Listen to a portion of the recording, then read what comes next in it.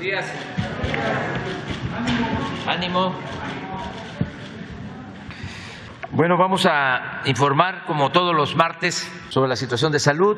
También quedamos en informar sobre el agua en Nuevo León. Va a intervenir el ingeniero Germán Martínez Santoyo, director de Conagua, porque un compañero de ustedes nos pidió información sobre este tema, este asunto que le preocupa mucho a la gente de Nuevo León y también del país. Y hoy enviamos, y se va a explicar, la iniciativa de reforma para eliminar lo del llamado horario de verano. Va a intervenir la secretaria de Energía, Rocío Nale, y el doctor Jorge Alcocer, y nos acompaña la consejera jurídica de Presidencia, la maestra María Estela Ríos González. Entonces, le damos la palabra al doctor Alcocer. Gracias, señor presidente, con su permiso. Muy buenos días a todas y todos ustedes. En el pulso de la salud les informaremos dos temas, tres en general. En principio, el maestro Zoé Robledo continuará informando los avances del plan de transformación del sistema de salud con el seguimiento del reclutamiento y contratación de médicos especialistas, en especial en Nayarit, los avances generales en Tlaxcala, Colima y las acciones multidisciplinarias desplegadas en Sonora. En segundo lugar, el doctor Hugo López-Gatell presentará el estado que guarda la pandemia y, desde luego, la política de vacunación hoy en día en nuestro país. Y, como ya anunció el señor presidente, dentro de los objetivos de la iniciativa de ley de usos horarios en los Estados Unidos mexicanos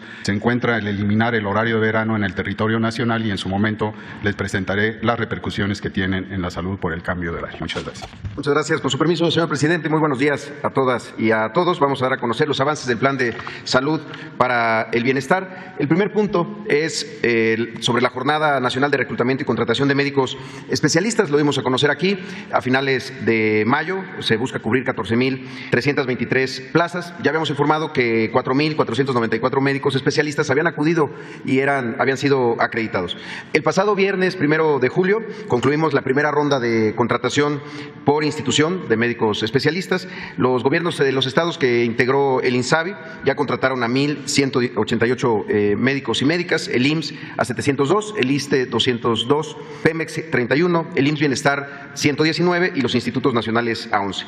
Es decir, es un total de 2,253 especialistas que ya fueron contratados.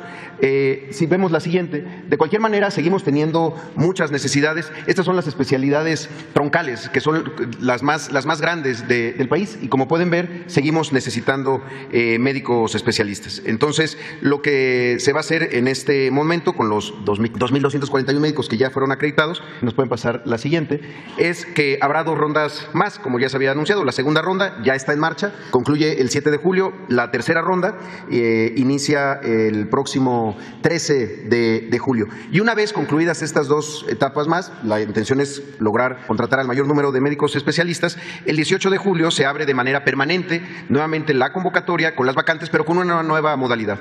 A partir de que un médico pueda acreditar su cédula, todos los datos que se necesitan, y haga de conocimiento su interés por una de las vacantes, entonces él será el primero en tener oportunidad de seguir el procedimiento hasta su contratación. Así es como vamos en este tema. Lo siguiente son los avances generales en el caso de Nayarit. En Nayarit ya estamos operando el 100% de los hospitales, el 100% de las unidades. Son 12 hospitales, 3 unidades de especialidades médicas y 261 centros de salud, es decir, las unidades de primer nivel. En cuanto al proceso de basificación de personal, llevamos 896 de 902 trabajadoras y trabajadores que ya están por recibir su base, y tenemos actualmente 163 médicos especialistas trabajando en los hospitales, es decir, ya tenemos una cobertura del 80,6%. Todavía necesitamos crecer en las unidades de especialidades médicas, y ya tenemos el 100% del personal capacitado en los hospitales y el 75% capacitado en las unidades de primer nivel. En cuanto a infraestructura y a las acciones de dignificación de espacios, desde el 2 de abril ya se han invertido 54,1 millones de pesos. Estos son impermeabilizaciones, mantenimiento de los baños, bardas perimetrales, imagen institucional y demás. Se tiene un avance en este aspecto del 92%. Y en materia de abasto de medicamentos, se cuenta en Nayarit con un nivel de surtimiento de recetas del 95%, y ya todos los hospitales cuentan con el sistema de control de insumos en farmacias y en los almacenes. En el caso de Tlaxcala, tenemos ya presencia también en 100% de las unidades, 12 hospitales, una unidad de especialidades médicas y 203 centros de salud. En cuanto a la basificación, llevamos 947 de 1,050 trabajadores ya en ese proceso, es decir, el 90%, y se cuenta con 70 especialistas adicionales. En los hospitales todavía necesitamos aún más porque tenemos un porcentaje del 67%. También el 100% del personal ya ha sido capacitado en los hospitales y el 10% en las unidades de primer nivel. También en cuanto a infraestructura, hay una inversión de 66 millones de pesos también en estas acciones de conservación y mantenimiento, un 69% de la meta, y se cuenta con un 87% de abasto de medicamentos, ya también con el sistema de control de insumos. Y finalmente, en el caso de Colima, estamos ya también presentes en 100% de las unidades, 5 hospitales, y a partir de la segunda semana de julio estaremos en los 120 centros de salud que hay en el estado, es decir, en el primer nivel. En la basificación llevamos 429 de 559 trabajadores eventuales que ya están en proceso de obtener su base, es decir, el 77%, y se cuenta con 151 médicos especialistas en los hospitales, tenemos una cobertura del 76%. También el 100% del personal en hospitales ya ha sido capacitado. Y en cuanto a infraestructura, desde el 28 de mayo hay una inversión de 50.4 millones de pesos, un avance del 90% en este tipo de acciones que son muy importantes para la operación de las unidades, y un nivel del 90% en el abasto de medicamentos, ya también con el sistema de administración de insumos instalado en todas las unidades. Finalmente, en Sonora iniciamos la primera etapa con los equipos que se desplegaron en aquel estado. Son 11 equipos que están trabajando en 15 hospitales en acciones como capacitación del personal operativo, las reuniones informativas con las autoridades municipales, con el personal, con los propios usuarios de los sistemas de salud. También se encuentran reorganizando áreas y servicios de hospitales y en acciones de limpieza externa. En ese sentido, así vamos en el avance, y esta semana vamos a estar trabajando en Baja California Sur y en Sinaloa particularmente. ¿Es cuánto, señor presidente? Con permiso, presidente, secretaria, secretario, consejera, colegas. Muy buenos días, tengan todas y todos ustedes. Comentamos sobre el COVID, la COVID-19.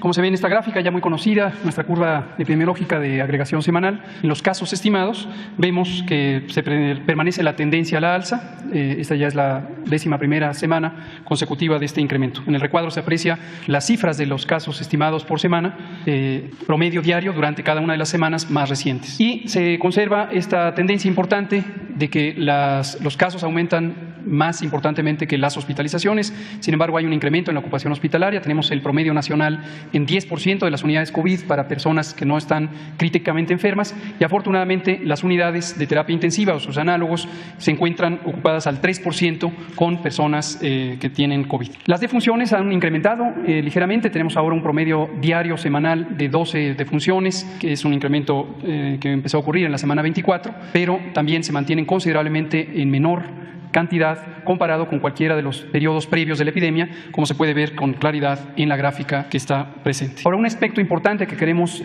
recordar es a la población que tiene enfermedades crónicas o las personas adultas mayores siguen siendo las personas con mayor susceptibilidad. De hecho, el análisis que hacemos sobre las personas que lamentablemente han perdido la vida en relación con COVID, vemos que prácticamente el 70% de las personas que fallecieron por COVID tenían alguna enfermedad crónica asociada.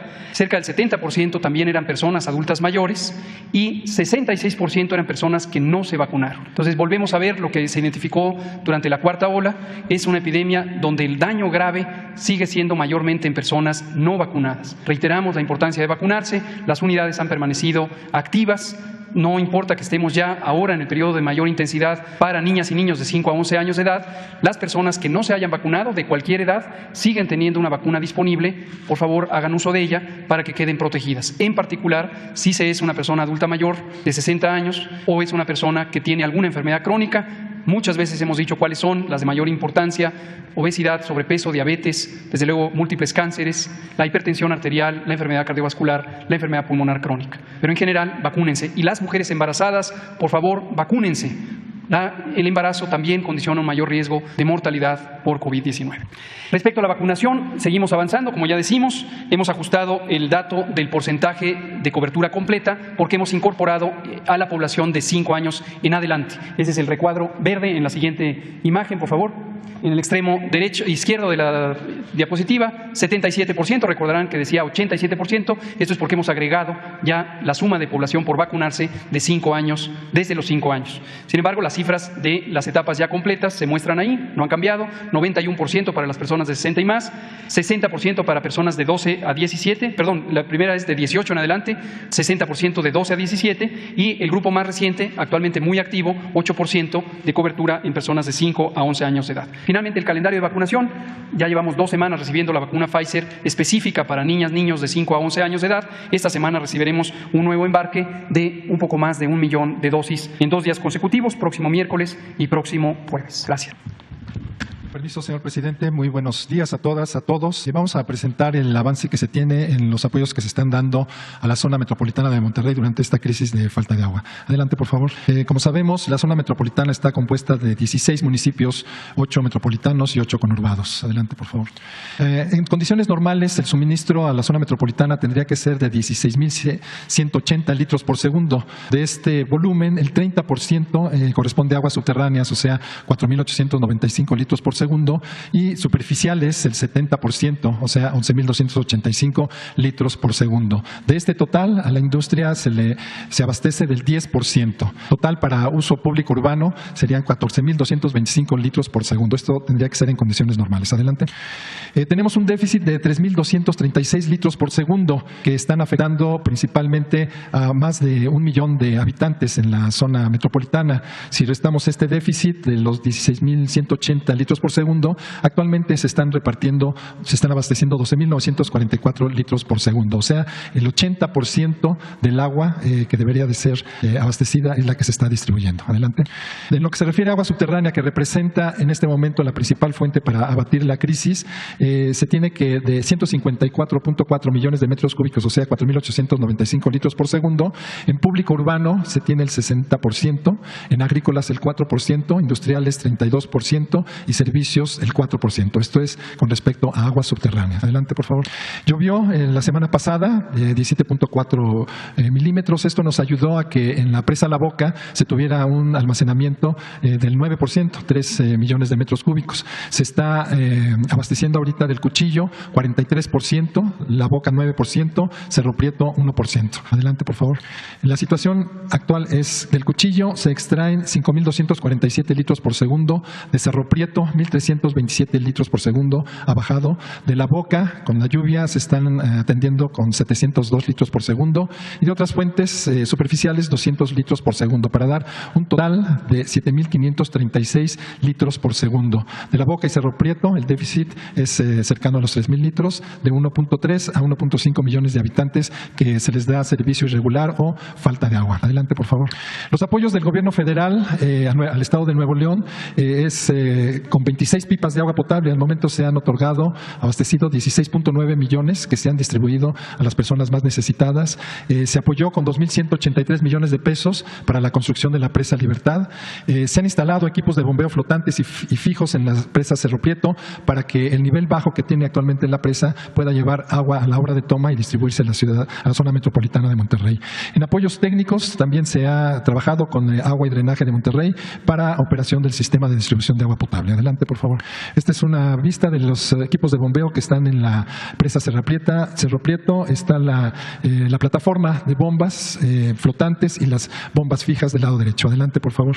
El programa que se tiene para obtener agua del acuífero es la atención a 220 pozos que proporcionarán 1.695 litros por segundo. Se tratará de incorporar 29 pozos profundos dentro del acuífero Campos Buenos Aires. Se perforarán 22 pozos someros, se reactivarán hasta 63 pozos de emergencia y se incorporarán 106 pozos nuevos. Todo este programa aportará 1.695 litros por segundo y el gobierno federal ha aportado 106 millones de pesos para este programa. Adelante.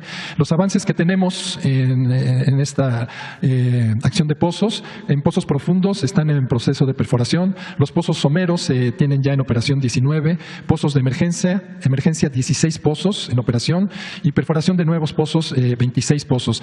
Del total de los 220 programados se tienen 61 en operación y esto aportará 924 litros por segundo, que es el 55% de lo que aportarán los 220 pozos. Adelante. La calidad del agua de los pozos. El agua en pipa que distribuye la Conagua y Agua y Drenaje de Monterrey es apta para consumo humano. El agua que se suministra a través de la red cumple con los requerimientos de agua potable. A partir de hoy, la Conagua apoyará a Agua y Drenaje de Monterrey con el monitoreo de la calidad del agua en pozos gasoductos, red de distribución y pipas, principalmente privadas. Adelante, por favor.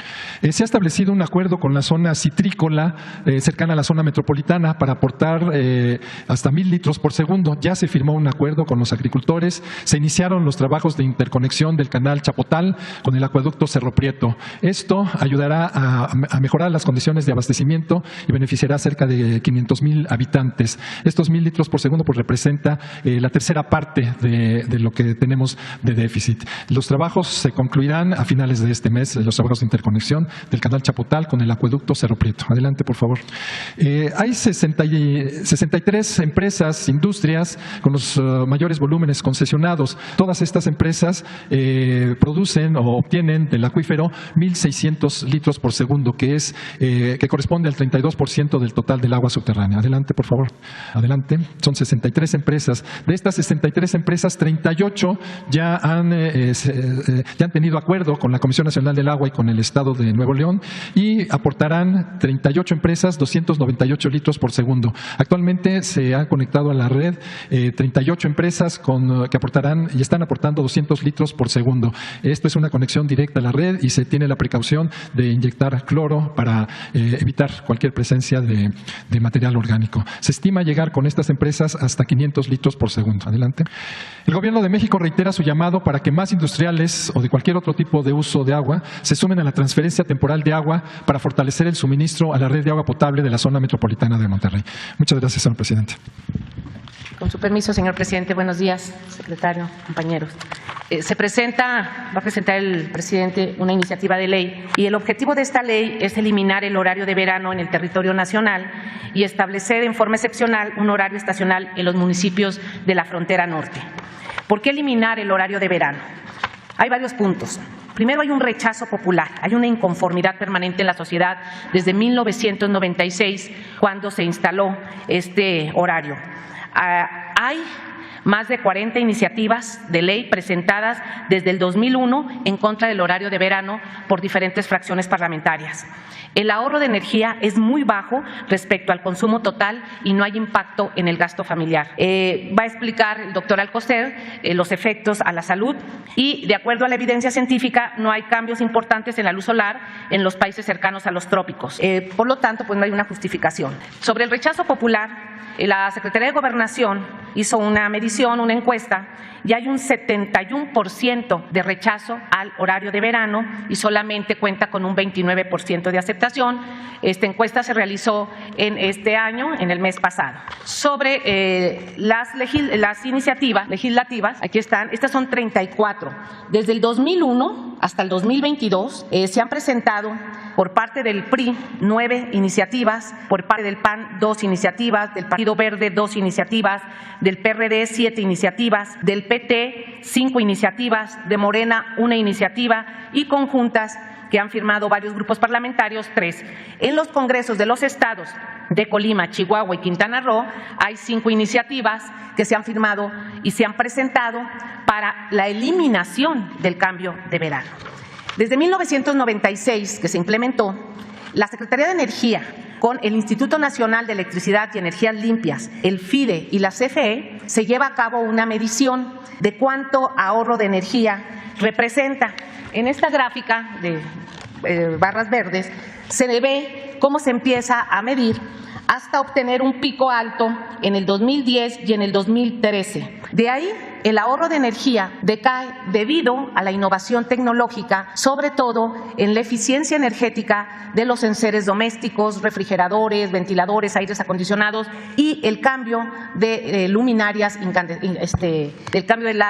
luminarias por las ahorradoras de energía. En el 2021, el consumo nacional y el ahorro por el horario de verano solamente fue de 537 gigawatts por hora, que equivalen a un 0.16% del consumo nacional, y un ahorro económico de 1,138 millones de pesos, que representa el 0.2% del consumo nacional de electricidad. En los primeros 3 años de este gobierno se han medido cuál ha sido el impacto del ahorro del consumo y solamente es el 0.2% del ahorro económico sobre la implementación.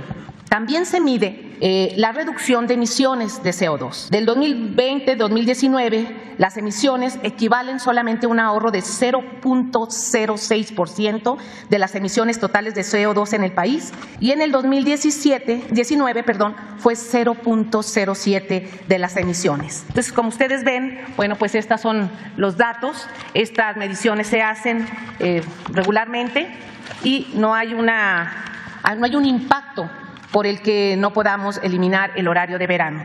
Y conforme a las cuestiones de salud, pues voy a darle el uso de la voz al doctor. Gracias. Gracias, ingeniera. Con su permiso, señor presidente, pasa la primera, por favor. Los humanos tenemos relojes biológicos que se encargan de regular las funciones de diferentes proteínas y órganos desde la vida fetal. El cambio de hora altera el tiempo de exposición al sol y desequilibra nuestro reloj biológico. Por ello, varias sociedades internacionales del sueño aconsejan un horario sin cambios y recomiendan mantener el horario de invierno de forma permanente, en especial para niños y las personas de edad avanzada, pues el horario de invierno promueve un ritmo biológico más estable que el del verano, mejora el rendimiento intelectual y ayuda a disminuir enfermedades del corazón, obesidad, insomnio y depresión. Los adultos necesitamos de 3 a 7 días para adaptarnos al cambio de hora y la población infantil requiere más tiempo. La falta de sincronización con el medio ambiente altera nuestro orden temporal interno y causa problemas físicos y mentales, como podemos ver en la siguiente. En el sistema nervioso se pueden presentar somnolencia, irritabilidad, dificultad en la atención, la concentración y la memoria. Aumenta la secreción de jugo gástrico, lo que trae en consecuencia que el apetito disminuya en el día y aumente en la noche. En lo psicoemocional, además, la depresión, las ideas suicidas se aumentan en algunas épocas del año y en algunos horarios y latitudes, más que en otros.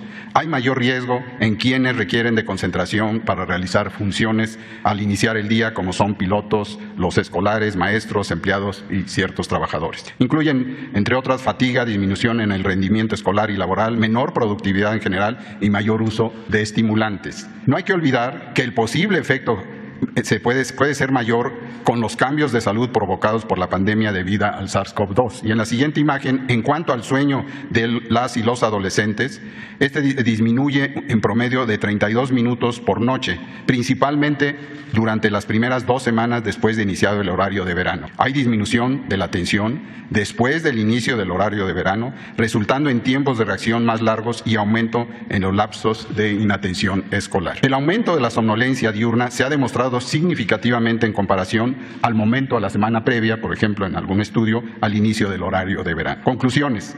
El inicio del horario de verano afecta el sueño y la vigilia de las y los estudiantes de secundaria, lo que resulta en el aumento de la somnolencia diurna.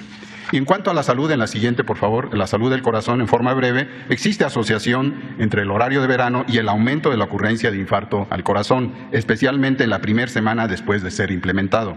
Los posibles mecanismos son varios, derivados de la privación del sueño, la desalineación circadiana ya mencionada y las condiciones climáticas. Y finalmente, la siguiente, por favor, ¿por qué deberíamos abolir el horario de verano? Lo primero que debemos contemplar es que la elección del horario de verano es política y por lo tanto se puede cambiar. Varias naciones consideran la eliminación del horario de verano. Aunado al anterior, la Sociedad Internacional para Investigación de los Ritmos Biológicos, que concluyó que las ventajas del horario estándar superan a las del cambio de horario. Cada vez más, los estudios muestran que las diferencias de tiempo entre el reloj social y el reloj biológico desafían la salud, la llegan a alterar, por lo que si queremos mejorar nuestra salud no debemos luchar contra nuestro reloj biológico. Lo recomendable es volver al horario estándar, que es cuando la hora del reloj solar coincide con la hora del reloj social, el reloj de Dios. Muchas gracias.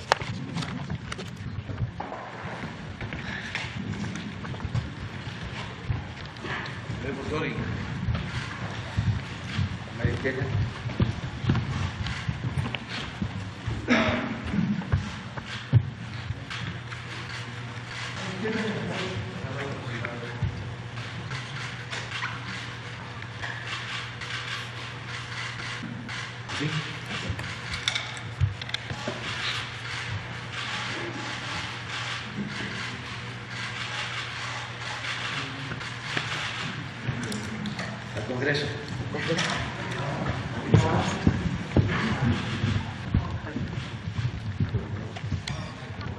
Adelante. Mujer, usted, 4, 5 y 6. Ahí, esperamos. Sí, se registró, ¿verdad? Adelante. Gracias, presidente. Muy buenos días. Esteban Durán, Vanguardia, Veracruz. Primero, para el titular del Seguro Social, sobre la situación que está prevaleciendo con los pensionados y los jubilados, o quienes estamos en ese proceso, presidente, quienes acuden a las oficinas generales para ver en qué situación o cómo va estas circunstancias, para ver cuánto nos toca, cuánto vamos cotizando, qué es lo que hay que hacer, a quién hay que acudir. Sin embargo, muchos se quejan, muchos jubilados, muchos pensionados, de que en las oficinas no hay quien les dé información, no aparecen en muchas de las ocasiones sus archivos, les hacen dar varias vueltas y se cansan ellos. Inclusive esto obliga, lo mencionan también, de que se tienen que acercar a los coyotes del seguro que están allá afuera de las oficinas de Seguro Social para que estos sean quienes les tramiten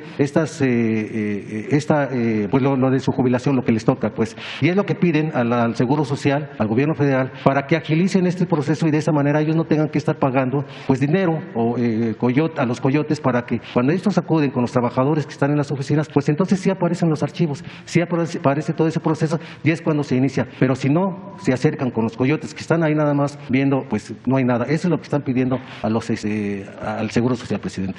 Adelante. Muchas gracias, señor presidente. Muchas gracias por la pregunta. Uno de los temas en los que más estuvimos trabajando durante la pandemia fue justamente la tecnificación y el uso justamente de la tecnología y de varios sistemas para evitar que tengan que haber trámites en ventanilla o ir disminuyendo el número de trámites de ventanilla. Un ejemplo particular, el número de semanas cotizadas y el salario en el que están registrados los trabajadores. Eso ya no tiene que pasar por una ventanilla. Hay un reporte especial de cotización que lo puede sacar cada uno de los trabajadores una vez por mes. Lo mismo estamos haciendo con otros temas que tienen que ver con jubilados y demás. Seguimos teniendo algunas situaciones con las homonimias, que es estas veces que las personas tienen mal registrado su nombre o se repite su nombre y que por eso hay alguna situación. Pero de los elementos más importantes, además de lecciones de la pandemia quizá, es que muchas cosas tienen que evitarse los intermediarios y que se pueden hacer ya en línea, y para eso no se necesita que absolutamente nadie intervenga. Lo que queremos lograr para finalizar este año es que 6 procesos más tengan ya de manera directa y automatizada la posibilidad de que alguien realice. Otro ejemplo que hemos echado a andar ya desde hace 2 años, la opinión de cumplimiento. Antes había un trámite que todas las dependencias tenían que pasar para verificar si la empresa que estaban contratando cumplía sus responsabilidades de la Seguridad Social. Eso ya se eliminó también ya se puede hacer de manera automática. Entonces, le hacemos llegar información sobre todos los procesos que ya no necesitan ni de ventanilla y mucho menos de un gestor o un intermediario que cobre por sus servicios, cuando esto debe ser 100% gratuito y sin dilación y de manera automática. Gracias. Pero para información general, el martes próximo, en una lámina, se informa a los que hacen gestiones para sus jubilaciones, todo el manejo de pensión, se puede informar aquí.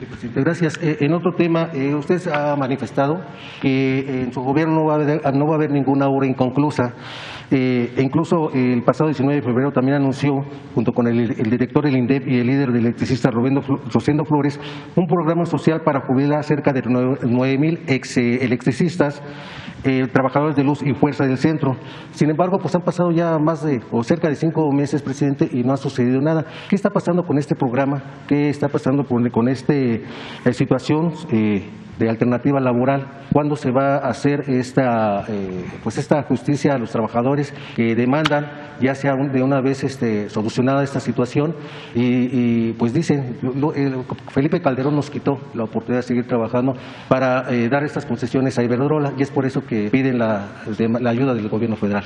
Sí, ya está en trámite una solución a los trabajadores que fueron despedidos de la empresa Luz y Fuerza del Centro, a los trabajadores del ESME. Ya se está tramitando un apoyo que les corresponde. Yo creo que en pocos días van a tener ya respuesta. Vamos a cumplir con el compromiso. Gracias. Y finalmente otra queja de las amas de casa, presidente, es precisamente que algunos trabajadores de la CFE en varias zonas del Valle de México, aprovechando de que cientos de hogares no han pagado sus recibos de luz, ellos acuden a tocar, a sorprenderles y diciéndoles que tienen una orden de corte de luz.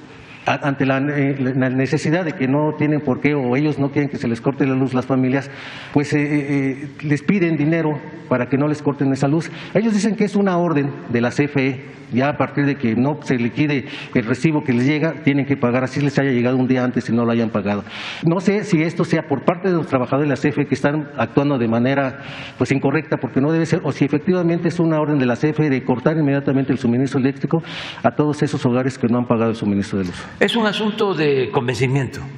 Antes se podía no pagar la luz, no pagar los impuestos, porque el dinero de la gente llegaba al gobierno y se lo robaban los funcionarios. O había privilegios, pagaban la luz, pagaban impuestos los pobres, pero los potentados tenían privilegios. Eso ya se terminó. Estamos barriendo, limpiando, desterrando la corrupción en el país. Y esto nos obliga a todos a cumplir. No es obligatorio nada, es por conciencia. Todos tenemos que cumplir por nuestra responsabilidad. Todos tenemos que contribuir, todos tenemos que ayudar. Nada por la fuerza, todo por la razón y el derecho. Entonces, es un llamado a la gente a que todos participemos y que se entienda que el dinero del presupuesto es dinero del pueblo, y el presupuesto es sagrado, porque es dinero para el pueblo y es dinero, en el caso actual, para la gente más necesitada, para la gente más pobre. Entonces no se le está quitando el dinero si no se paga la luz o los impuestos a un gobierno en abstracto o a un grupo de funcionarios corruptos. Se le está quitando el dinero a la gente. Entonces, hacer conciencia de que estamos actuando con honestidad, distribuyendo la riqueza de México con justicia, evitando que haya abusos. ¿Se acuerdan cómo decían los tecnócratas reaccionarios y corruptos? Que era otra de las frases, ojalá y te vayan apuntando, de que había que apretarse el cinturón. Siempre le pedían al pueblo apretarse el cinturón. Ahora no, ahora es el gobierno el que se está apretando el cinturón. Por ejemplo, no hay aumentos en los precios de la luz, no hay aumento en el precio de las gasolinas. Esto antes no era tomado en cuenta, no les importaba la economía popular. El secretario de Hacienda del licenciado Peña, el último, que estaba también en el Seguro Social, familiar de Carlos Salinas de Gortari, González Anaya, declaró en un aumento a las gasolinas, en un gasolinazo, que eso no afectaba a la gente, porque la mayoría no tenía carros y no consumía gasolina. Secretario de Hacienda. Entonces, ya no es lo mismo. También ya no aplica la frase famosísima y desde luego absurda de que la corrupción es parte de la cultura del pueblo de México. No, nuestro pueblo es honesto y es trabajador. Y es, aunque no le guste a los voceros del conservadurismo, es un pueblo bueno. El problema está arriba. Los camajanes, que se sentían los dueños del país, que son los que están ahora más enojados. Pero ya las cosas han cambiado. De modo que sí hago un llamado a que cumplamos todos y no culpar a los trabajadores, porque en efecto ellos deben de estar recibiendo la instrucción de que cobren, porque si no, quiebra la Comisión Federal de Electricidad. Eso es lo que puedo comentar. ¿Quién? Buenos días, Marta Obeso de Esfera Noticias y de la revista Naturopatía. Señor presidente, recordarle que en el 2018, al inicio de su sexenio, se convocaron desde el Senado de la República a la celebración de foros de consulta de salud, una actividad sin precedentes que se realizó en todos y cada uno de los estados de la República Mexicana, reuniendo a más de 9,000 expertos en salud. En ese momento, el doctor Navarro, que es actual gobernador de Nayarit, era presidente de la Comisión de Salud en el Senado de la República. Mi pregunta es, señor presidente, si se está tomando en cuenta toda esta información y todos estos compromisos asumidos para brindar, para fortalecer el sistema público de salud en México, para todo este programa que se está anunciando aquí todos los martes, y si usted tiene conocimiento de qué acuerdos fueron y cuáles son los que se están aplicando, considerando además que entre los primeros estados donde se está fortaleciendo los servicios públicos de salud está el estado de Tlaxcala, y precisamente en estos foros de salud la gobernadora Lorena Cuellar fue muy participativa y sobre todo impulsando las recomendaciones de la Organización Mundial de la Salud. Yo quisiera saber si se está tomando en cuenta todo este trabajo realizado en el 2018. Sí, desde luego. En esencia, lo que se busca es garantizar el derecho del pueblo a la salud. ¿Cómo hacerlo? Pues con un sistema de salud pública eficaz, de calidad, para atender primero a los que no tienen seguridad social, que es más de la mitad de la población, los que no están como derechohabientes del ISSSTE, del Seguro o de otras instituciones. Lo que se está llevando a cabo es la federalización de todo el sistema de salud pública. Ya no la dispersión del sistema de salud, sino la federalización. ¿Cuáles son los temas principales? Mantener en buen estado toda la infraestructura de salud que estaba en el abandono, desde las unidades médicas, los centros de salud, los hospitales, toda la infraestructura. Esto incluye el terminar con obras que dejaron inconclusas, porque para robarse el dinero hacían un hospital para justificar el gasto que se les enviaba desde la Federación, porque en el llamado Seguro Popular, que ni era seguro ni era popular, lo que se hacía era enviarles mensualmente a los estados una cantidad de dinero. Entonces, ese dinero muchas veces se desviaba para otras actividades y también se aplicaba en construir hospitales, hacer contratos con empresas. No se terminaban los hospitales, quedaban tirados. Estamos hablando de cientos de hospitales abandonados, hechos en barrancas, en zonas inapropiadas y sin considerar de que además de construir el hospital se requiere equiparlo y se requiere tener médicos y tener especialistas y abasto de medicamentos, mantenimiento. Eso no les importaba. Y habían otros casos, hospitales que se hacían con la iniciativa privada, de repente gente influyente se dedicaban a construir hospitales con un sistema llamado de asociación pública-privada que significaba pagarles a estas empresas 3, 4, 5 veces más del costo del hospital y de la operación del hospital. Todo por influyentismo. Un hospital que costaba construirlo 300 millones, llegaban a cobrarlo en 3,000 millones. Y no estoy hablando al tanteo, tengo todas las pruebas de lo que digo. Entonces, ahora estamos mejorando todo el sistema hospitalario desde el primer nivel de atención, que son los centros de salud. Eso es lo primero. Lo segundo, que no falten los médicos. Aquí estamos frente a un problema estructural. No tenemos médicos en el país. Esa fue una herencia de ese modelo neoliberal que defienden todavía algunos. No hay médicos ni especialistas suficientes porque no les importó impulsar la educación pública. Querían que estudiaran solo los que tienen para pagar colegiaturas. Ese era el plan, pero eso pues no puede suceder, aunque lo deseen los tecnócratas, lo recomiendan los expertos neoliberales, porque la mayoría del pueblo de México no tiene ingresos suficientes para pagar por la salud, para curarse. Entonces, ni tiene para pagar la educación pública, la educación que debe de ser pública. Entonces, ¿qué sucedió?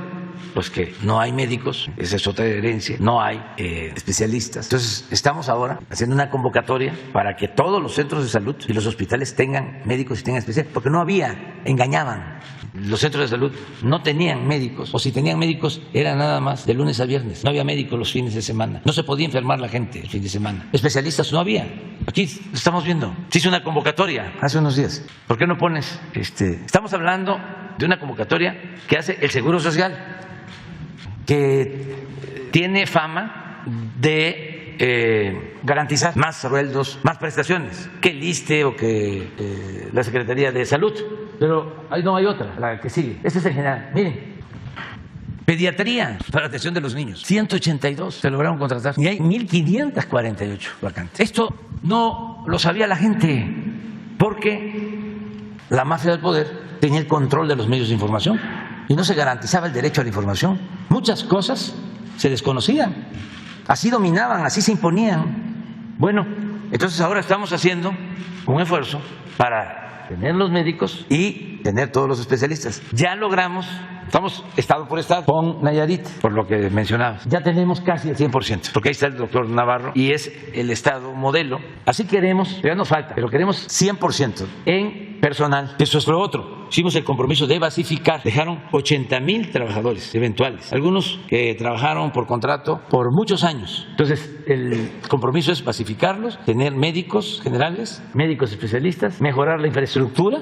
equipar los centros de salud y el abasto de medicamentos. Y todo esto gratuito, garantizar el derecho del pueblo a la salud, porque no es un privilegio, es un derecho que tienen todos los mexicanos. Empezamos en Nayarit, seguimos en Tlaxcala, a ver, pasa la lámina, así vamos y queremos ir avanzando. Entonces sí tomamos en cuenta los foros que se hicieron sobre las necesidades de mejorar el sistema de salud. Se hablaba mucho por cuestiones ideológicas y también por negocio de lo mal que estaba la educación en México, porque ahí hubo una lanzada, bueno, hasta Claudio X González encabezó una campaña en contra de la educación pública y muchos otros, pero no se hablaba de la ruina del sistema de salud pública, porque se robaban el dinero de los medicamentos. 10 distribuidoras le vendían al gobierno 100,000 millones de pesos en medicamentos y también una mafia que alimentaba hasta medios de comunicación. Por eso no se hablaba de que estuviese mal el sistema de salud. Estaba mal, decían, el sistema educativo.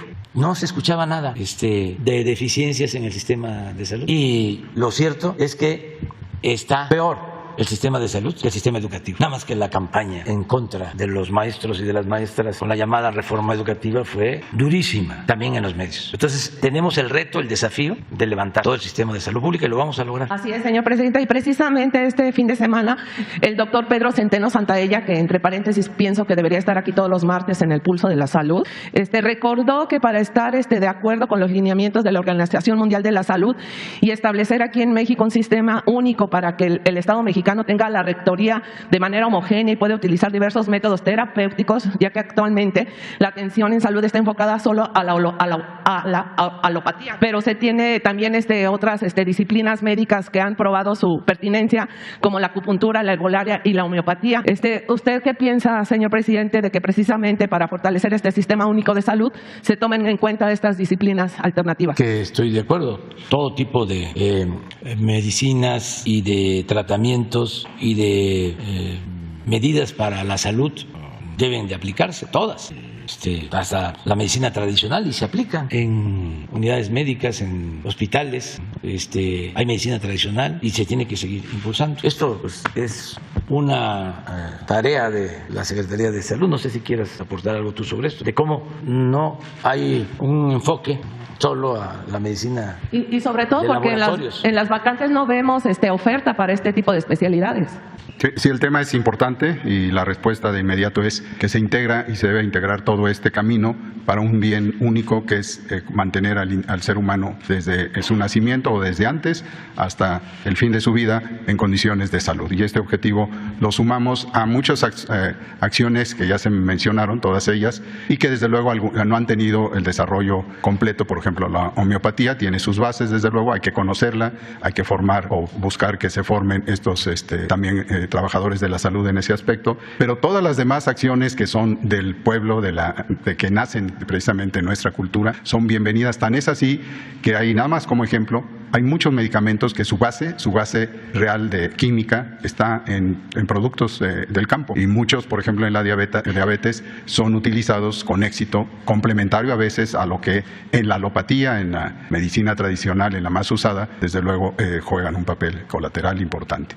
Esto no deja de tener, desde luego, la necesidad de darle lo que requiere las poblaciones indígenas y, desde luego, su sabiduría. Ustedes saben que, nada más un ejemplo, no hay tiempo para más, uno muy importante fue el que salvó muchas vidas de la falla cardíaca, que es una planta, una hoja, que es la digital, y la digital se sigue vendiendo, utilizando para esos fines, ya nada más que comercializada, en términos generales bien, y desde luego esto está a la base en un té, como el té de coca en otros países, y todo esto desde luego se suma, y no tenemos para nada que excluirlas, al contrario, integrarlas, y desde luego hay lugares donde esto se logra con mayor o menor posibilidad. Pero bienvenido. Gracias. Y finalmente, señor presidente, agradecerle al secretario de Salud su gestión, porque el pasado 13 de mayo representantes de COFEMITES Internacional pudieron reunirse con el doctor Ricardo Cortés Alcalá, pero en esta reunión, señor presidente, el doctor Cortés Alcalá reconoció que precisamente la Dirección de Medicina Tradicional y Desarrollo Intercultural tiene 20 años siendo un área de simulación, esto por falta de presupuesto. Preguntarle a usted, señor presidente, ¿qué opina que un área de la Secretaría de Salud tenga tanto tiempo siendo un área de simulación porque no tiene presupuesto para alcanzar sus objetivos? Pues hay que verlo internamente y se informa. La salud como la educación tienen prioridad en el gobierno nuestro y no se limitan recursos, no hay límite. Todo lo que es justicia para el pueblo. Y en general lo único que se limita son los excesos, las extravagancias de los funcionarios públicos, que dicho sea de paso, pues ya no es como antes. No son viajes, ¿no?, supuestamente de estudios o asistir a congresos, pero eran viajes de placer, turismo político. Eso ya no hay. Entonces se cuida mucho el presupuesto y se destina a lo básico, y lo vamos a seguir haciendo. Buenos días, presidente. Buenos días, integrantes del gabinete. Mi nombre es Miguel Velázquez, soy reportero del periódico Publimetro. Y antes de empezar mi exposición, quisiera regalarle, presidente, el ejemplar en el que presentamos ayer una investigación de la que le voy a contar. Me gustaría, incluso si lo pudiera hojear mientras le estoy hablando, porque tiene algunos datos que, yo voy a hacer la pregunta lo más concreta posible, pero acá hay algunos datos extra. Entonces, ¿me lo pasas? Muchas gracias. El tema del que le quiero exponer, presidente, es una investigación que publicamos que es sobre los montadeudas. Los montadeudas son pues un grupo criminal o grupos criminales que están dedicándose a una nueva forma de extorsionar. ¿Cómo lo hacen? A través de aplicaciones móviles, a través de aplicaciones para el celular, en la que ofrecen créditos o ofrecen préstamos, mejor dicho, express, lo promocionan como sin la necesidad de revisar el buró de crédito ni nada por el estilo, nada más con que me mandes un mensaje, yo te presto en este momento el dinero que tú me quieras pedir y adelante. Muchas personas justamente en esta crisis económica y muchas personas han caído en las garras de estas personas y lo que sucede es que piden el crédito, piden el préstamo, por ejemplo, vamos a poner un ejemplo, 2,000 pesos y te los pago de aquí al 31 de julio. Las personas, los montadeudas, días antes empiezan a amenazar, empiezan a mandar mensajes, empiezan a decir, tienes 20 minutos para pagarme, vamos a descuartizar a tu familia, etcétera. ¿Por qué es una preocupación? Porque como son aplicaciones del teléfono, las personas cuando las instalan le dan acceso a la cámara, a las fotos, a los contactos, etcétera. Entonces, básicamente es como darle la llave a una persona y que se meta a robar. Entonces, tienen todos los datos. Les dicen, estos son los grupos de tu trabajo, estos son tus compañeros de trabajo, tu familia, tu esposa, tus hijos, etcétera. Y tienes tanto, si no, ya sé dónde vives porque le dan acceso a la geolocalización, etcétera. Es una situación compleja, presidente, porque realmente no se sabe quiénes están detrás de estos grupos y además las personas están indefensas en ese sentido porque acuden a la policía cibernética, acuden a diversas instancias y como no hay una legislación al respecto, no se puede hacer mucho, ¿no? Además, el tema del anonimato de quiénes son quienes están detrás de las aplicaciones es bastante complejo. Otro de las cosas que suceden, y para dar un poco la dimensión de este asunto, es que les cobran, por ejemplo, esos 2,000 pesos que habíamos dicho, paga uno los 2,000 pesos antes del tiempo pactado y les dice, no me has pagado la deuda, me tienes que pagar más. Y es una extorsión. Y entonces pagan, las deudas llegan a ser desde 500 pesos, estamos hablando de una cantidad, pues no menor, pero 500 pesos que para un momento de emergencia sí son un apoyo importante para las personas. Y les amenazan también con difundir montajes o estas imágenes, pues sí, montajes con el rostro de la víctima en posiciones, no sé, grotescas, posiciones sexuales o incluso decir, yo te voy a quemar a ti, decir que tú eres un violador de niños, que tú eres un secuestrador, etcétera. Entonces, muchas personas no saben qué hacer, no saben a dónde acudir. La única forma que tienen de protegerse, por así decirlo, pues es denunciar a través de las tiendas de aplicaciones, borran los comentarios. Cuando hacen, lo más que pueden llegar a hacer es eliminan la aplicación y las personas, los delincuentes, porque son delincuentes, no les importa porque vuelven a subir otra aplicación exactamente igual y nada más le cambian el nombre, el logotipo, etcétera. Entonces, esta investigación está publicándose en Publimetro toda esta semana. Este es el primer ejemplar y pues me gustaría preguntarle, presidente, ¿qué información tenía usted de esta forma de extorsión? Y también preguntarle si se analizaría alguna manera de legislar o regular las aplicaciones que existen en nuestro país, porque es realmente muy sencillo caer en las garras de estas personas. Y preguntarle también pues qué opina al respecto. Sí, pues primero pues felicitarles por la investigación, porque esto ayuda mucho a que la gente no sea extorsionada. Ya podemos decir que los denominados montadeudas, así es, ¿verdad? Son parte del crimen organizado y que no hay que dejarse sorprender. No a los montadeudas desde aquí y tener mucho cuidado, porque es como las cajas de ahorro de antes que se instalaban en los pueblos y para obtener clientela empezaban a pagar tasas altas de intereses. La gente, pues por beneficiarse, confiaban, depositaban ahí sus ahorros y de repente desaparecían. Muchos fraudes de ese tipo. Entonces, no caer en esas trampas y vamos nosotros a investigar. Le voy a pedir a Ricardo Mejía que haga una investigación y que hable con ustedes para que tengan todos los elementos y nos dé un informe más completo sobre esto y otros mecanismos que hay para estafar. La utilización de recomendaciones de funcionarios públicos, el hablar en mi nombre. Una vez le hablaron al gobernador de Sonora, nuestro amigo, hermano, Alfonso Durazo, para decirle de que yo estaba pues necesitado de un dinero y que si algo así, Alfonso lo puede contar, que si podía ayudarme, que lo depositara en una cuenta, cosas de ese tipo. Entonces hay que andar a las vivas. Entonces vamos a considerarlo, ¿no? Muchas gracias, presidente. Y sí, un dato que también hoy presentamos en portada en Publimetro es que estas estafadores, estas personas mandan hasta 300 mensajes en una hora con amenazas, con insultos, con todo este tipo de situaciones. Entonces es importante hablar de ello, sobre todo para que están aprovechando estos vacíos legales, presidente. presidente. Sí, hay que ver qué se puede hacer legalmente y también ver con las aplicaciones, ver con Twitter y con Face y con todas las aplicaciones de Internet, porque sí tiene que haber control. Es lo de los bots. ¿Cómo no van a saber de que contratan granjas de bots? Y si no tienen el mecanismo, lo deben de crear. El caso de Twitter, de Face. Lo de Twitter es clarísimo, de que echan a dar campañas de calumnias, de mentiras pagadas, inflan datos. ¿Cómo una empresa no va a saber de que es artificial, de que no es real lo que está sucediendo en su red? Dos cosas: o les importa más que nada el dinero, más que la ética, o es una forma perversa de entender la comunicación. Entonces, todos tenemos que ayudar. Y todo tiene que ver con la verdad. Vamos a profundizar en esto. Muchas gracias, presidente. Y en un segundo tema me gustaría preguntarle, hace poco, hace un poco más de un mes, unos días, el 31 de mayo, se firmó aquí pues el acuerdo de la prohibición de los vapeadores y demás. Preguntarle, en este primer mes, ¿qué corte de caja nos puede dar? ¿Qué ha pasado? ¿Ha habido decomisos? ¿Qué ha habido? Porque pareciera que hay algunos lugares en donde la gente sigue reportando que se siguen vendiendo. No tengo información.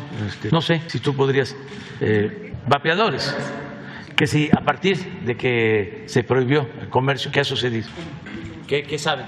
Perfecto. Con mucho gusto, gracias por preguntar esto. Les recuerdo a todo el pueblo de México que los vapeadores y cigarrillos electrónicos son modalidades igual o más tóxicas que los cigarrillos convencionales y otros productos del tabaco. Que es completamente falso que sean una alternativa para dejar de fumar o para evitar fumar, que es completamente falso que sean una forma suave o menos agresiva del tabaco. Son productos tóxicos. No hay dosis de tabaco que pueda ser benéfica para el cuerpo humano, no hay dosis de tabaco segura y no hay forma de presentación del tabaco que pueda ser menos dañina que otras. ¿Qué ha pasado desde que el presidente firmó aquí en presencia pública y se promulgó inmediatamente en el Diario Oficial el decreto que prohíbe la circulación y comercialización de vapeadores, cigarrillos electrónicos y sustancias como las mezclas y los cartuchos que utilizan estos dispositivos, que tuvimos una reacción en su mayoría muy positiva?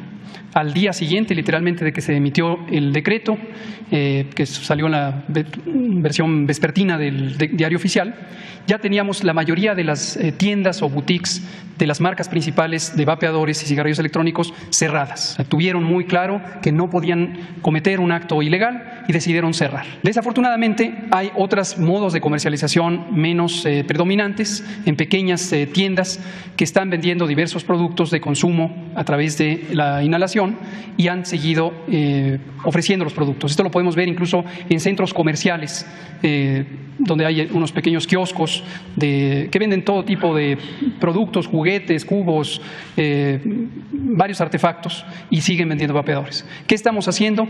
COFEPRIS, a través de su Comisión de Operación Sanitaria, tiene sendos dispositivos, sendos operativos para ir a inspeccionar, verificar y, cuando corresponde, clausurar y desde luego decomisar el producto, dejar retenido el producto, y se establecen las líneas de sanción a quien corresponda, a quienes sean los propietarios de estos establecimientos. Entonces, no hay marcha atrás, el vapeo es dañino. Esta medida fue tomada con la conciencia de proteger la salud de las personas, particularmente niñas, niños y adolescentes, que son el blanco de la industria tabacalera, para agarrarlos en las garras de este muy dañino adicción al tabaco. Y por cierto, a nivel mundial, a partir de que México tomó esta decisión, hemos visto algunas expresiones muy importantes de avance en la lucha contra el tabaco. Parece que en la comunidad global se permea también esta conciencia de que sí se puede cuando hay voluntad política. Recientemente, Panamá acaba de promulgar la ley correspondiente que prohíbe la importación de vapeadores. Esto ya lo tenía Panamá en discusión durante varios años, pero finalmente tomaron la decisión de ir hacia adelante. Sospechamos que eso va a pasar en varios países, no solamente de la región de América Latina y el Caribe, sino de otras regiones del mundo, que al ver el buen ejemplo de prácticas de voluntad política en pro de la salud, van a empezar a tomar decisiones, y en algún momento la industria tabacalera tendrá muy claro que es un negocio fallido, porque es un negocio de enfermedad y muerte. ¿De cuánto se retiraron del mercado? Esto continuamente está cambiando, no tengo en este momento la cifra, pero la podemos comentar. Vamos a pedirle a nuestro comisionado de COFEPRIS, si es tan amable, publicar un boletín con la información de cómo va avanzando este proceso de sanción y decomiso. Pero el llamado que hacemos es a todos los pequeñas y pequeños empresarios que vean en esta una forma de hacer ingresos, que tengan claridad de que no tiene caso hacer ingresos a costa de la salud del pueblo y que es mejor abstenerse de hacer esto, retirarse y cambiar a otro tipo de prácticas legales, pero además legítimas. Muchas gracias. Allá, camisa roja. Buenos días, señor presidente. Buenos días, miembros del gabinete. Eduardo Esquivel Ancona, SDP Noticias. El pasado domingo 3 de julio salió una nota en el diario Le Monde donde se hablaba de que la compañía Nestlé estaba boicoteando la ley de etiquetado para prevenir el sobrepeso y no comer productos chatarra, advertir de los productos chatarra que son nocivos para la salud. En esta nota del diario Le Monde se hace ver que la compañía helvética con su gobierno trató de boicotear este etiquetado. Y pues la pregunta sería, si ustedes supieron de este intento de boicot de la compañía Nestlé, que no ha salido de México, sigue invirtiendo. Usted nos dijo que la próxima semana, creo, va a ir a inaugurar una planta que en Veracruz, de esta gran empresa que tiene en México el monopolio de la leche en polvo, del café soluble, de la leche evaporada. Entonces, ¿qué ustedes supieron de este boicot? Y pues qué bueno que no se dejaron, que la ley se promulgó y pues ya tenemos advertencia a los mexicanos sobre lo nocivos de ciertos productos alimenticios. Sí, fue un proceso de diálogo, de discusión, de un grupo amplio, tanto del gobierno como de la industria, empresarios nacionales, extranjeros, participaron las cámaras, se discutió bastante sobre el tema y al final se llegó a un acuerdo.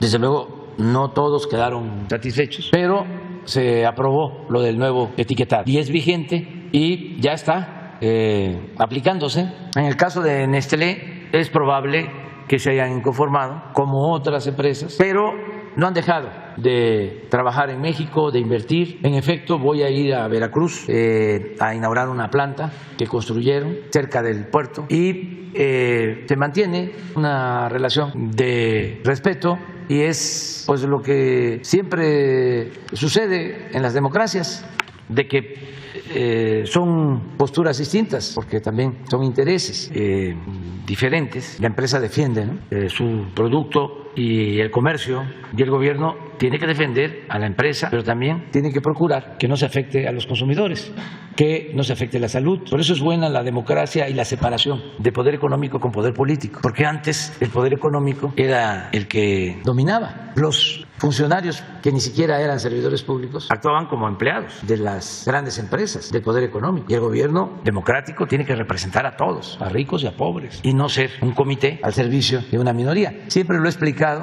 bueno, desde Aristóteles se sabe de que la democracia es el mejor sistema de gobierno y significa la representación del pueblo, y la oligarquía es el gobierno de las minorías. Entonces nosotros aspiramos a que en México haya democracia. Es Aristóteles el que define que hay 6 formas de gobierno: la aristocracia, la democracia, la oligarquía, la monarquía, no recuerdo ahora las 6, pero ahí queda de tarea. Y él va explicando por qué es mejor una que otra, y llega a la conclusión que la mejor forma de gobierno es la democracia. Algunos dicen la menos mala. No, es lo mejor que hay. El gobierno del pueblo, para el pueblo y con el pueblo. Entonces, que el gobierno represente a todos, busque la conciliación, los equilibrios, pero siempre pensando en proteger al débil de los abusos que comete el fuerte, no permitir la prepotencia, no permitir el clasismo, no permitir el racismo, que haya justicia, que la riqueza que se genera, que se produce, se reparta con justicia, que no se concentre en unas cuantas manos. Pues todo eso es la democracia. Entonces, llevamos buena relación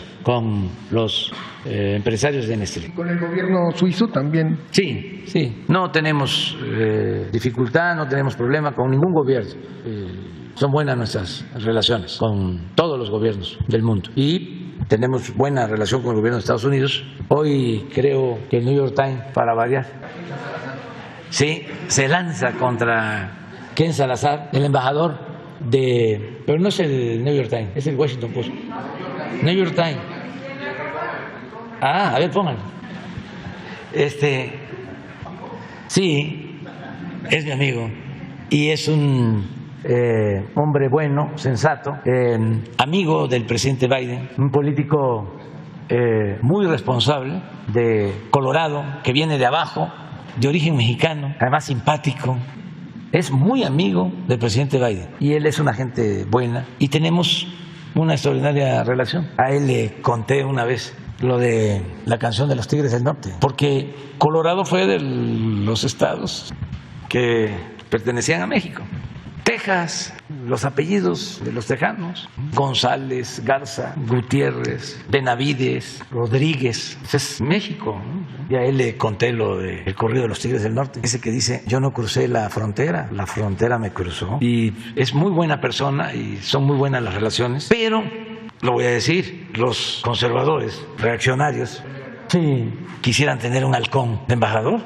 Hay un embajador estadounidense cuyo nombre es preferible olvidar, el peor embajador que ha habido en la historia de México. El embajador, lo voy a decir, Wilson, que fue el que preparó el golpe de Estado contra Francisco I. Madero, nuestro apóstol de la democracia. Pero así como existió ese embajador nefasto, saben que cuando detienen al presidente Madero aquí en Palacio, lo va a ver la esposa, Sara, la esposa del presidente, va a hablar con él y le dice de manera brutal, señora, su marido se lo buscó, no me hizo caso. Entonces existe en Estados Unidos, en el New York Times, ponlo, todavía esa mentalidad. Ya les voy a mandar a los del New York Times las memorias de Joseph Daniel, el embajador de Estados Unidos en México en la época del presidente Roosevelt, para que vean la diferencia entre Wilson y Daniel.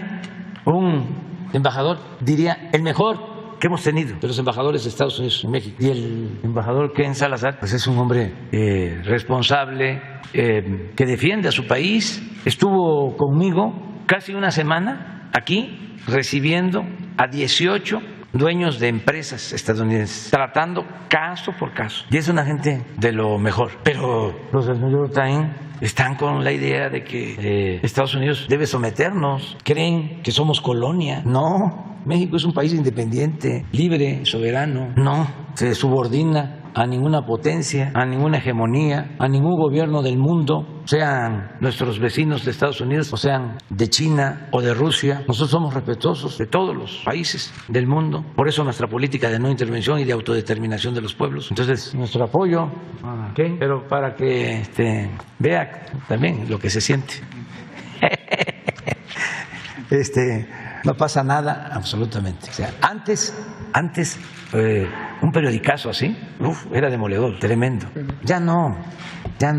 Además, si no tienes razón, si es una falsedad, es una mentira. Antes, ya lo hemos dicho, la calumnia cuando no manchaba tiznaba. Pero ahora no, aunque se trate del New York Times y Washington Post, a lo mejor se enojaron por los de ayer, aunque esto lo preparan con tiempo. Los de Assange, que eso es lo que debería de estar haciendo el New York Times, defendiendo a Assange, que esa es la defensa de la libertad, pero eso no lo toca, no es nota, dirían aquí. En una segunda pregunta, pues qué bueno que resistieron a esos, su gobierno y en especial el doctor Hugo López-Gatell, que fue el más presionado con esto del etiquetado. En una segunda pregunta, señor presidente, ¿qué opinión le merece ahora que se inauguró la primera parte de Dos Bocas de la refinería Olmeca, lo que están diciendo muchos que no son especialistas, que pues, bueno, o lo que dicen no es de un especialista en refinación, que muchas veces están diciendo que la refinería va a dar petróleo, o sea, a refinar petróleo hasta el 2026, que no vamos a ver antes. Lo que también dicen que no es negocio, que ya va de salida los combustibles fósiles, porque ya vienen los autos eléctricos, que todos van a ser eléctricos, Y nosotros en SDP y en Econósfera nos dimos a la tarea de investigar cuándo van a venir, que ya no va a haber de combustión, automóviles de combustión interna. En Estados Unidos, que es donde más se han dado subsidios para los carros eléctricos y todo, hay un poco más de 2 millones de estos automóviles, cuando el parque vehicular de ese país es de 350 millones de automóviles y que son de combustión interna. Entonces, no creo que sea tan rápido, o no hay un programa de chartarización de todo ese parque vehicular. Todavía hay problemas con las autonomías de los automóviles que no llegan a, si es un carro eléctrico, pues la máximo que tienen de autonomía son 500 kilómetros, se tardan en recargarlas, no hay ¿qué se van a hacer cuando vengan, se tenga que, pues se termina la vida útil de las baterías de litio, porque esas también contaminan, ya cuando se tira ya no sé. Entonces hay muchas cosas que por lo pronto la declaración de los tweets de Elon Musk, que dice que se tiene que apurar al gobierno de los Estados Unidos para que extraiga más petróleo y produzca más gas, porque todavía no es el tiempo, ¿no?, de las energías limpias y renovables. No es que la transición no es tan rápida. Entonces aquí los que están en contra de la refinería Olmeca, pues aquí se equivocan, y de que no sea negocio, pues yo pienso que sí. Hemos tenido en los últimos años que nos hicieron refinerías de importación de gasolinas, de combustibles. Entonces tenemos un déficit en el energético. Pemex tiene que pagar muchas cosas, y pienso que pues, alguna opinión, por algo lo están diciendo los contrarios a Lo que más me da risa o a la vez coraje es los análisis que se hacen, que no se va a hacer, de la tasa interna de retorno, lo hacen hasta en servilleta de papel, ¿no? Hacen los análisis, los hacen así. Yo creo que ya va a ser una materia obligatoria en el ITAM, análisis financieros de proyectos de infraestructura en servilleta de papel. Entonces, ¿qué opinión le merece esta? Pues es parte de la oposición a todo lo que hagamos. Se les podría contestar así de manera rápida, de que ellos, o sea, los defensores de los gobiernos neoliberales, no hicieron una refinería en más de 40 años, una sola. Y si ya queremos llevarlo al detalle, pues recordar de que ofreció Calderón hacer una refinería, hicieron toda una laraca y terminaron cancelando la refinería y solo hicieron una barda. Pero si lo vemos más a fondo, pues sí podríamos decir algunas cosas que tienen que ver con errores que se cometieron a nivel mundial, que eso no tiene que ver solo con los editorialistas del Reforma o del Universal o del Financiero, no, del New York Times, del Washington Post y del Financial Times. Imagínense no calcular el error grave, garrafal. Y los errores en política son como crímenes, de no prever el daño que iba a causar el no evitar la guerra o la invasión de Rusia a Ucrania. ¿Qué hicieron los expertos? Es un error garrafal, dolorosísimo por el daño que causaron. ¿Qué no la política se inventó para evitar la guerra? ¿Dónde estaban los políticos? ¿Dónde estaban los expertos y los tanques de pensamiento? Eso, por un lado. Segundo error, ¿cómo no calcular lo que estás planteando? De que el proceso de transición hacia las energías limpias lleva tiempo. Política, entre otras cosas, es tiempo, manejo de tiempos.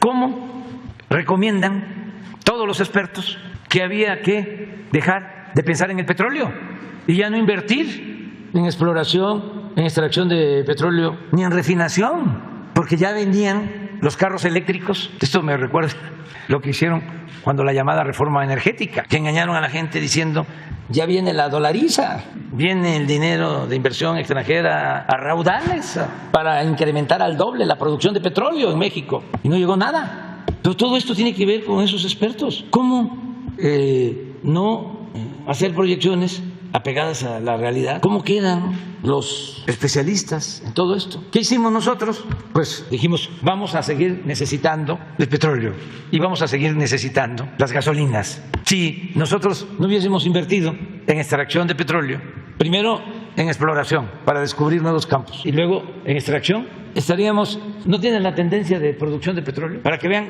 15 años consecutivos de pérdida de producción. Si no nos metemos a invertir, estaríamos sin materia prima. Segundo, si no levantamos las refinerías que nos dejaron casi en ruina, no tendríamos capacidad para refinar nuestra materia prima. Acerca de que no es negocio la refinación, siguen con eso. Les voy a dar una noticia. De enero a la fecha ya se pagó la refinería que compramos de Deer Park. Imagínense si fuese negocio. Los 600 millones de dólares que se pagaron ya los recuperamos de utilidad. Y todavía los de Reforma y esta tecnocracia muy atrasada, por dogmática sobre todo, porque están muy enajenados, siguen hablando de que no es negocio la refinación.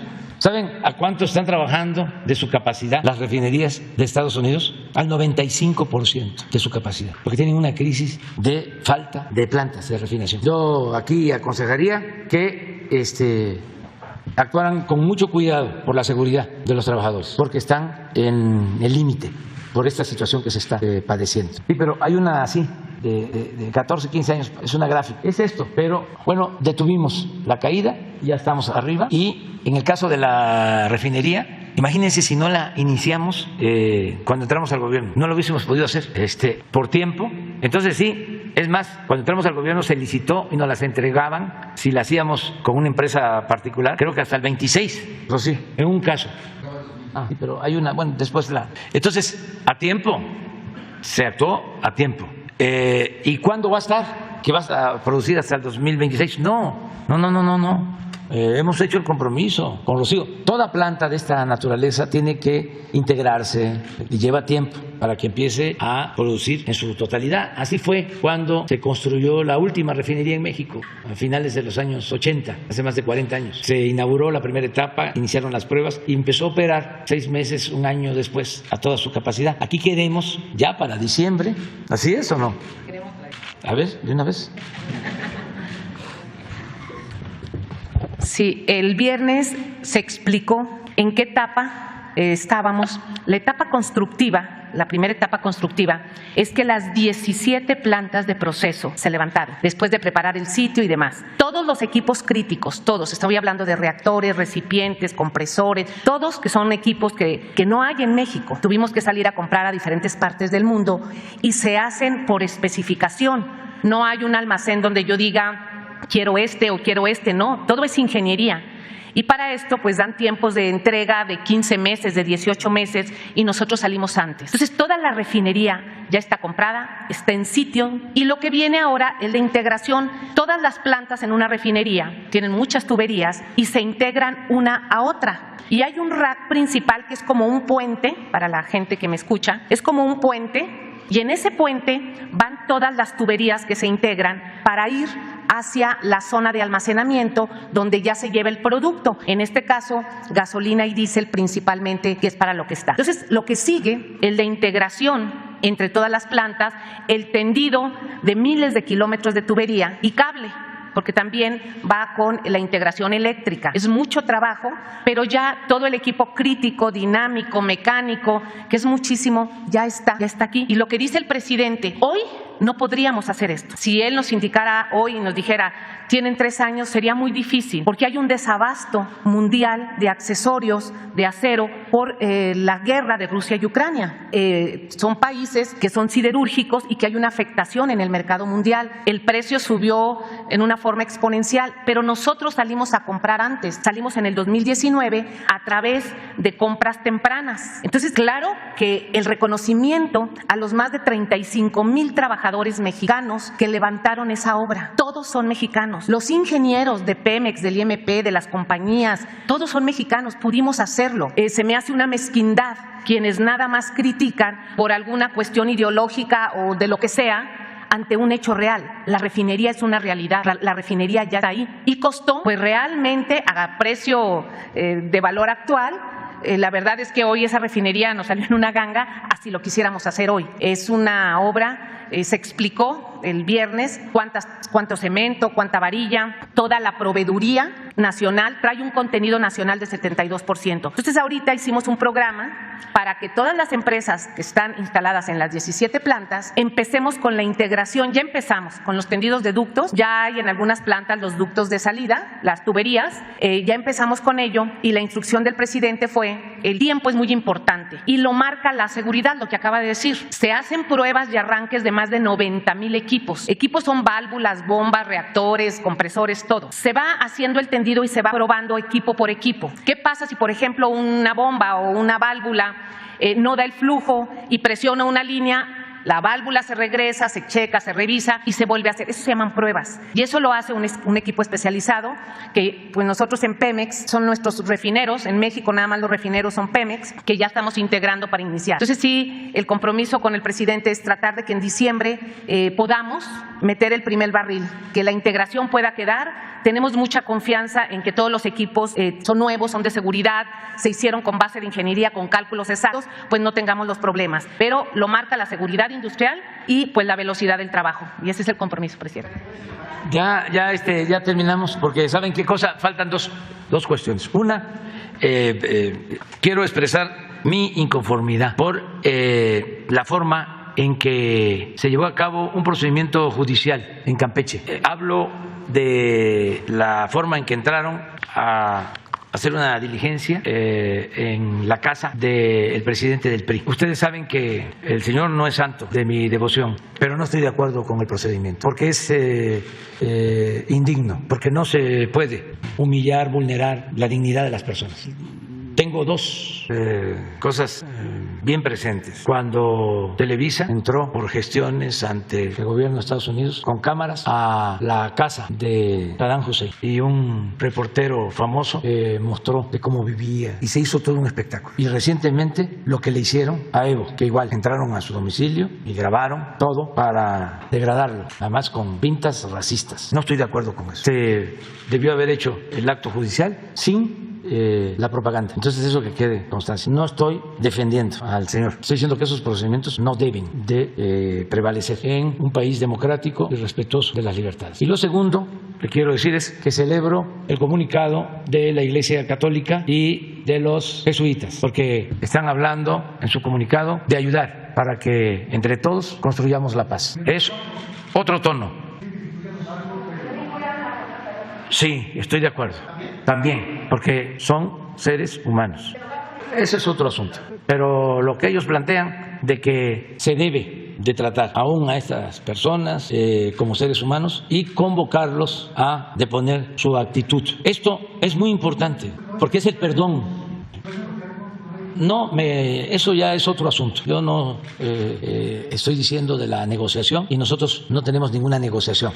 Por eso es otra cosa. Lo que me importa es el humanismo, que es la esencia del cristianismo. Porque ya estaba yo escuchando otras voces, ya no puedo decir hitlerianas, pero fascistoides, de eliminar de la ley del talión, de el que a hierro mata, a hierro muere. Y eso no tiene que ver con el comportamiento de las iglesias, ni de ninguna persona con buenos sentimientos. Y entender que todos los seres humanos nacemos buenos, no somos malos por naturaleza. Son las circunstancias las que llevan a algunos a tomar el camino de las conductas antisociales. Y la paz es fruto de la justicia, no es el exterminio, no es la guerra. Entonces, sí, me gustó mucho ese planteamiento.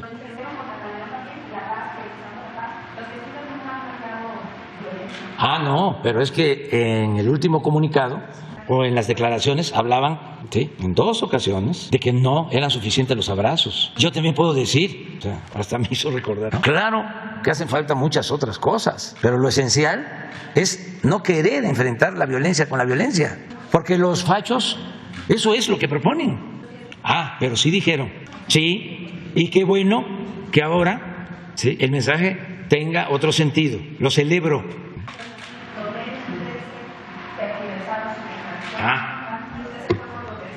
No, pero fueron hasta hubieron aplausos, sí, y hubieron aplausos, tengo la información, ¿sí?, y de conservadores que estaban ahí, ¿sí?, cuando se hizo esa mención. Y luego hubo también una declaración, que no creo que la hayan tergiversado los medios, de el obispo de Morelos, en el mismo sentido. Entonces, el documento de ayer, que por cierto lo firma también el obispo de Morelos, es completamente distinto. Es lo más cercano al pensamiento del Papa Francisco. Por eso quería yo expresar mi gratitud para que entre todos ayudemos a construir la paz y que no solo nos dediquemos al análisis de la realidad, sino que busquemos transformar la realidad. Sí, y publicar todo. Ese es otro asunto. Estoy hablando nada más de una postura que me gustó mucho, que la celebro, de la Iglesia mexicana y de la Orden de los Jesuitas. Eso es lo único que puedo decir. La construcción de la paz requiere de muchas acciones, muchas acciones. Tiene que ver con lograr una sociedad mejor, tiene que ver con el combate a la pobreza, tiene que ver con el combate a la desigualdad, tiene que ver con el combate a la corrupción, tiene que ver con el combate a la impunidad. Muchas cosas, muchas. Ayer recordaba yo una canción que me gustaba, a ver si no la tienes ahí, se llama, es de los guaraguaos, eran mis tiempos, de las ciencias sociales, que se decía, dice así más o menos: no basta rezar, no basta rezar para construir la paz, para conseguir la paz. Sí, no basta rezar, pero ayuda. O sea, y yo celebro este documento porque en mis tiempos de opositor, hace décadas, conocí y tuve relación con sacerdotes progresistas muy comprometidos. Cuando triunfamos en el 18, me halagó mucho que el padre cardenal, el poeta de Nicaragua, Ernesto Cardenal, mandó una felicitación. Y eran gentes muy comprometidas, muy comprometidos, que yo estoy seguro estarían con nosotros. Es como se corea, se dice, si Zapata viviera con nosotros, estuviera igual el presidente Juárez, igual el presidente Madero, igual el presidente Cárdenas. Desde luego, Santana no, ni Porfirio Díaz, mucho menos Huerta, ¿no? Salinas, pues ya sabemos que no está, ¿no? ¿Lo tienes? Terminamos con la canción. A ver. Vamos a escuchar, sí, con todos nada más es, vamos a escucharla para terminar.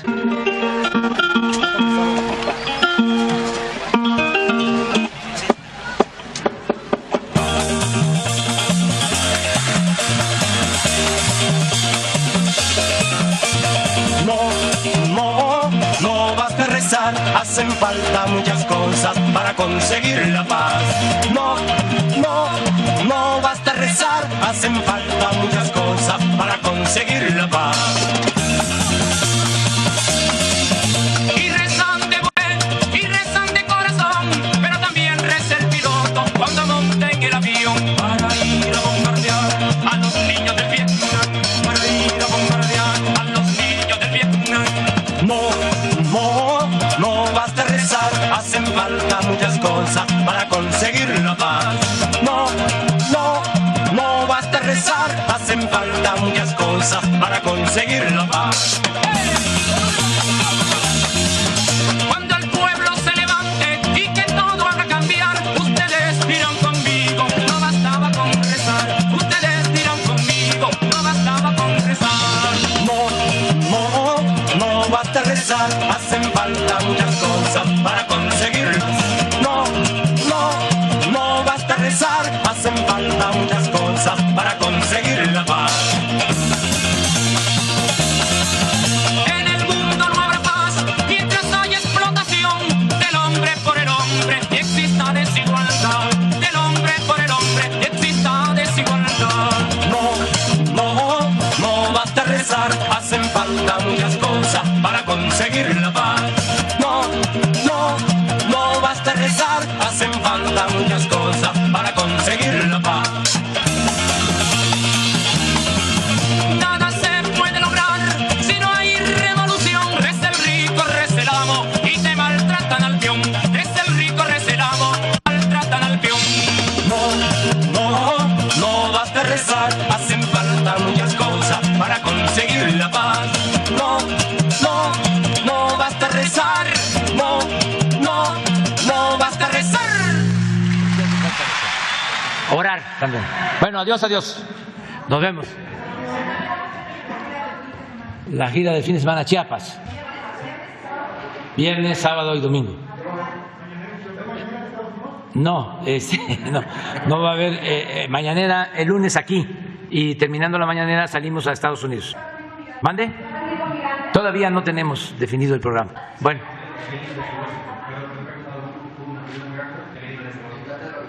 A ver, pues. Nos van a regañar ya, pero ni modo, vamos. Lo siento, muy rápido, te prometo. El incidente en Texas con el camión fue una tragedia horrible, pero las estadísticas muestran que cada vez más personas siguen dejando México para instalarse en los Estados Unidos y que culpan la lenta recuperación económica después de la pandemia. ¿Qué mensaje enviaría usted a sus compatriotas, los cuales no tienen fe en sus políticas para evitar el éxito máximo a los Estados Unidos? Gracias. Bueno, es que eso llevaría tiempo. Nosotros estamos atendiendo a la gente humilde, a la gente pobre, como no se hace en otras partes. De todas maneras, hay rezagos y es atractivo el que se pueda trabajar en Estados Unidos, donde son más los salarios. Hay una diferencia hasta de 10 veces en cuanto a salarios. Es decir, el salario en Estados Unidos puede ser 10 veces superior al salario promedio en México. Eso es un elemento. El otro elemento a considerar es que ya son 38 millones de mexicanos en Estados Unidos. Hay muchas familias y ahora en Estados Unidos, precisamente por no querer aceptar la realidad. ¿Va a cambiar con título 42 si se quita? No, lo que hay que hacer es permitir la llegada de trabajadores de manera ordenada a Estados Unidos, pero no aceptan, y a eso voy a convencerlos, de que no tienen fuerza de trabajo. En Estados Unidos, ¿usted vive allá? Vivo en Washington, soy inglés. Bueno, hay lugares en donde se llega a un restaurante y solo están ocupadas 3 de 10 mesas y quiere uno ir a comer ahí y le dicen no le podemos dar servicio. ¿Por qué? Bueno, pero si tienen las mesas, está abierto. No tenemos personal de cocina ni para atender las mesas. Entonces, no tienen trabajadores, pero no quieren aceptarlo. Y desde hace mucho tiempo apuestan a la ilegalidad por 2 razones. Porque pagan menos y no dan servicios, es decir, prestaciones a los trabajadores, y porque los pueden correr cuando se les dé la gana porque se consideran ilegales. Entonces, eso es lo que hay que atender. Es decir, a ver, ¿vamos a continuar así o vamos a ordenar el flujo migratorio? ¿Por qué no las visas de trabajo? ¿Por qué no ordenamos el flujo migratorio? ¿Por qué ponemos en riesgo a la gente? ¿Y vas a pedir eso al Sí, presidente Biden? sí, ya lo he pedido y lo voy a seguir planteando. Bueno, ¿ya? Muchísimas gracias.